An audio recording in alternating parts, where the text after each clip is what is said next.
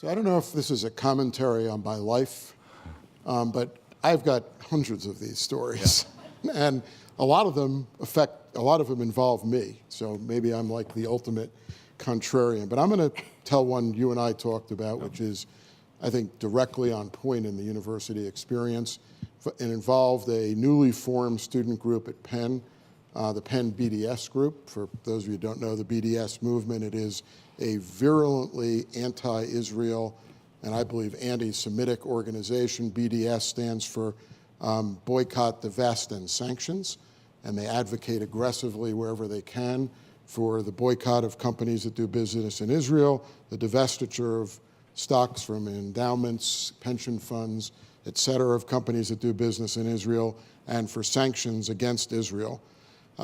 So the student group decided to sponsor and invited the national BDS organization to the Penn campus for a national conference.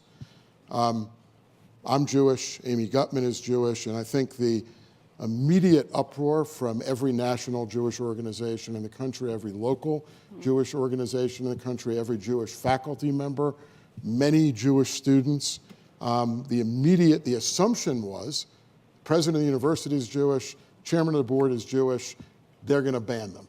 They're not going to let BDS show up on campus. So fortunately for me, Amy had exactly the same initial reaction that I did, which is exact opposite. Right. That's not what we do. It's really your story. Yeah. The students, I mean, this is not BDS coming to the university and saying we want to put on a conference at Penn. This was a sanctioned student group that had invited a national BDS organization to come to campus, and no matter how abhorrent that speech was, we were going to honor that student organization's right and ability to invite people to come to campus to speak in a way that was offensive to us personally and that was offensive to so many constituencies. And I'm actually proud of both of us. I'm proud of the university. I mean, we sort of came up with the right plan, which is you fight hateful speech with better speech. Yeah. And we worked with Hillel and the local Jewish organizations, the national Jewish organizations, and we counter-programmed the whole weekend. And a lot of morals to this story. I'll tell one story moral and I'll tell one overall moral. So this all started with the Friday night major kickoff, Leonard in the Annenberg Theater, which we filled.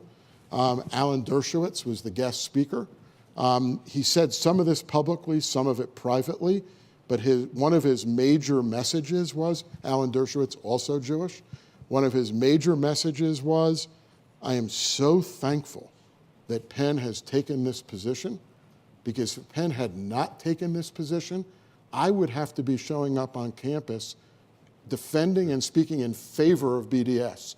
And you've put me in a position where I can come to campus and condemn BDS. Not their right to speak, but I can condemn their speech. And I have the freedom on this campus to express that opinion too. And then the overall macro finding from this weekend is the BDS conference attracted about 25 people, and there were several thousand people who attended the alternative programming. And that's the best way to fight speech that is abhorrent.